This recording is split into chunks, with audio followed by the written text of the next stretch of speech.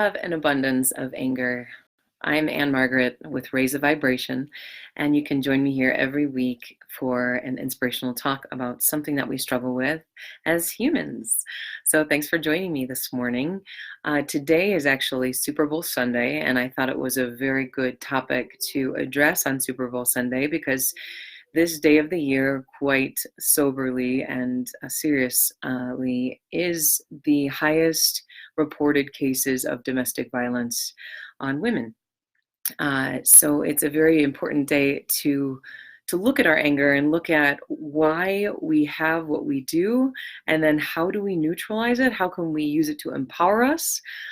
So get settled, relax. We're going to do this for about 15 minutes this morning, just to talk about the implications of anger and how we can best surf those anger waves that can be really intense and rageful. So, okay, so let's get started. There are two ways that we can process anger. The first is as a driving force. So we can be upset about an injustice in the world and feel called into action about something in our lives, whether it be we're angry that we see homeless people on the street, that we know that so many people go without food. And that really enrages us in a way to say, like, this is not how things should be. This is something that I can do something about. And so we can use that anger as a driving force, as long as we don't let it eat us up inside. We'll get to that in just a moment, because anger has very, very intense detrimental impacts on our body and our minds. So anger is a driving force, turning it into passion. And then also, what do we do with this all-consuming rage? And then how do we use a tool that I'm going to teach you about today to neutralize this anger so that it doesn't eat us up inside?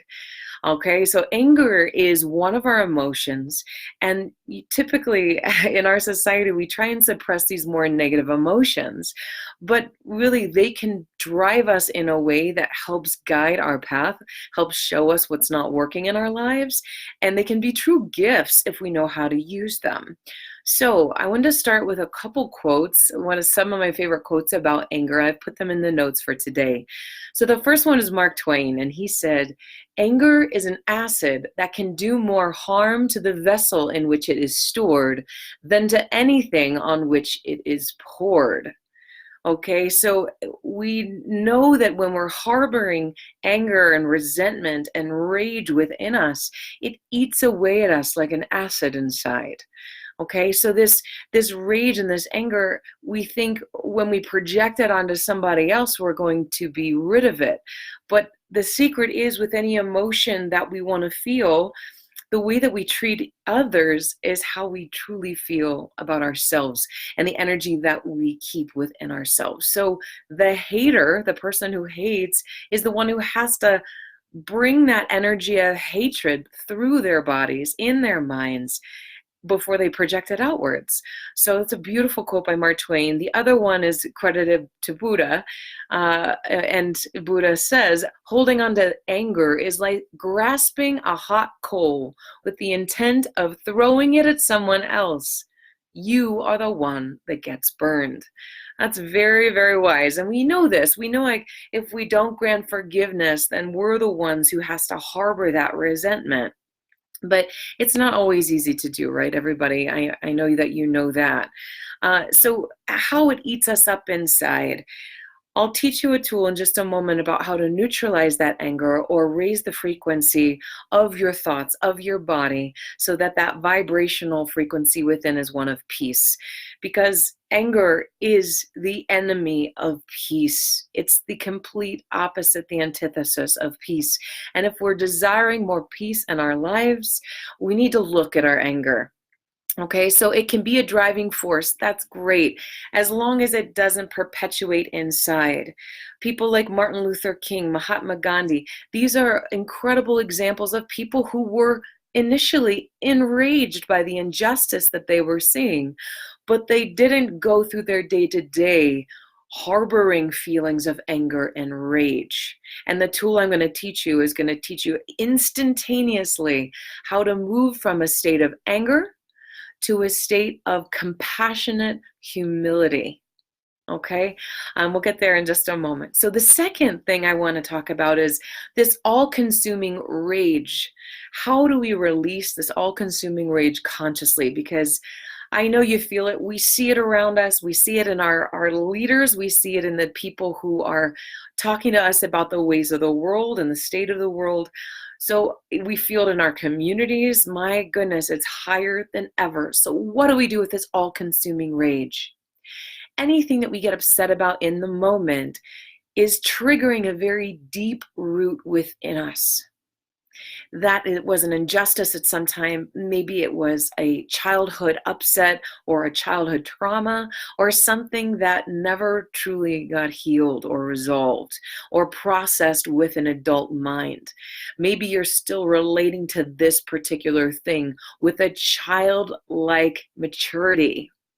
So when we feel this all-consuming rage and we feel like, we just want to scream at the top of our lungs with this very primal scream, this actually is a tool that I learned almost 20 years ago from one of my greatest teachers, Nivea Cruz. Shout out to the beautiful Nivea. She taught me about primal screaming. And while this is going to sound insane, and while you'll want to do this if you're in an apartment, maybe wait until you're in your car or till you know that nobody's around. But this particular technique helps to get at the real root of the problem. When we feel overwhelming rage, it is covering up deep, deep grief. And we know that. We've experienced that in our lives when we're so angry and we're just, we're feeling it in every cell of our body. The moment we're able to feel like expressing this and we really get it out, what comes next? Tears, overwhelming tears, overwhelming grief. This could be how you've left yourself behind. And last week's talk was about feeling discarded and then those triggering the feelings of how you've discarded yourself. So the anger could be covering up deep grief about how you have not stood by yourself or you've let other people treat you in a way that crushes your spirit. It could be because you see yourself operating in the world and crushing other spirits. It can have a lot of different roots. But if you're able to experience or feel or harness this rage that you're feeling and express it consciously, not on somebody else, not hurting yourself, but even just, don't you want to just scream at the top of your lungs sometimes and feel like you want to express this overwhelming anger at what you're seeing in the world around you or in your own life? So here's a little thing that I was taught almost 20 years ago that was so, so helpful. It is the primal scream. If you have a car, do it in your car. I just did it last week because I was feeling overwhelming rage coming up, and I just screamed at the top of my lungs from my gut, from the guts, like the very, very deep, deep core of where this anger resides in the gut, and it can eat away at us. So if you can scream into a pillow, if you've got neighbors you're concerned about, fine. Or you can even stand on the side of your bed. And you want to do this very responsibly because you can hurt yourself if you don't. Bring your arms way up over your head and use your forearms and come down. Place a pillow there or something where you can lift your arms up and let your whole spine back bend and then come down. Hit the pillow, hit with your forearms, release this and do this until you are exhausted and then keep doing it for a minute more. This is a way to release this deep, deep anger within you that is eating you up inside, guys. So you're standing in front of your bed, come down not with your hands, but with your forearms so you don't hurt your wrists, okay? And then put the pillow there, come up and then and let it come from the gut, from the core where that anger resides, and keep going. You're going to sweat. You're going to feel overwhelming energy moving through your body. But in the end, and keep going after you've been exhausted for another minute so you break through, you release that anger and you find the grief underneath. Let the tears come. Be compassionate with yourself. Don't judge yourself. Allow all this to come up so you can be free of this anger. There's a beautiful, beautiful quote by Joelolsteen I'll share with you too. When we do this, when we use our emotions rather than letting our emotions use us and wreak havoc in our lives, when we use our emotions and consciously release them like the technique I just taught you, then we're able to use them as a guiding force, as a way to impassion ourselves to make a difference in our lives rather than have it consume us. So Joel Osteen says, every day we have plenty of opportunities to get angry, stressed, or offended. But what you're doing when you indulge in these negative emotions is giving something outside yourself power over your happiness and your peace of mind, right? You can choose to not let these little things upset you. But what about when they do, right, Joel, right? These things trigger us. So what do we do when they do get under our skin? We can make a choice in the moment. And this next technique I'm going to teach you will teach you how to, when you're feeling that trigger initially, to let go of it and to move into compassionate humility, okay? Because when we are allowing our emotions to control us, Mahatma Gandhi said it best when he said, anger and intolerance are the enemies of correct understanding. We cannot see circumstance when we're blinded by anger. We cannot see the people in our lives in a clear light when we are still harboring deep grief and resentment for what has happened. And the only person, well, the person, I shouldn't say the only person because we can really hurt others with our emotions, but the person who is hurt most by this unexpressed, unconsciously expressed emotion is us. So Mahatma Gandhi said, anger and intolerance are the enemies of a correct understanding. We can't see clearly when we're blinded by this.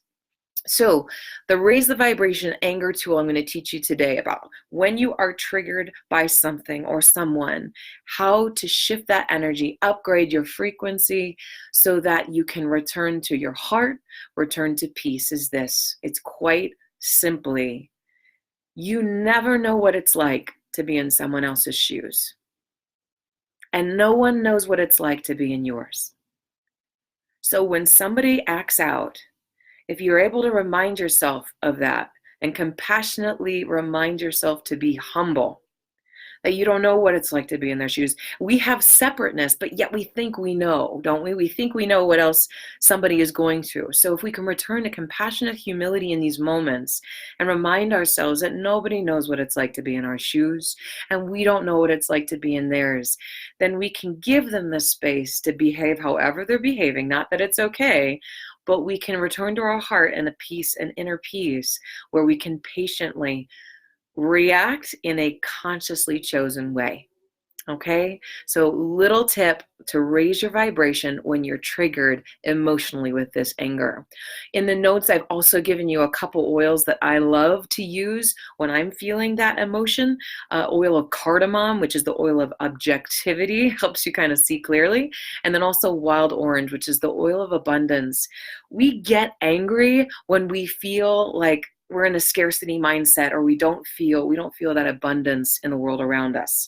So really quickly, I'll choose these two cards for us for our week ahead, our weekend, and remember that this week ahead, practice those two tools that I've taught you in this video to help keep that anger as a tool for motivation and passion or to neutralize it. Beautiful. Isolt, undying love. The love you have shared is eternal, regardless of the situation. So many people really get stuck in being angry at their parents, getting angry at people who've wronged them or the perpetrators of the trauma from their past. So these tools, this reminder of this goddess card reminds us that we're all doing the best we can, and that those who hurt us the most are the ones who also love us the most. They just don't know what they're doing, and we must use the maturity, the emotional maturity, to handle these difficult situations in our lives. Okay, let's pick the rescuer. So this is an archetype to help us today. The light attributes provides strength and support to others in crisis, acts out of love with no expectation of reward.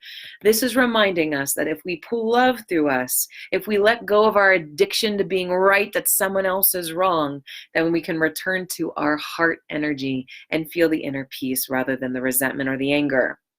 Keeps the rescued one in need, or the shadow aspect assumes that the rescue will reciprocate. Let go of that, guys. Have a beautiful weekend, and until next time, keep raising the vibration. All right, bye everybody.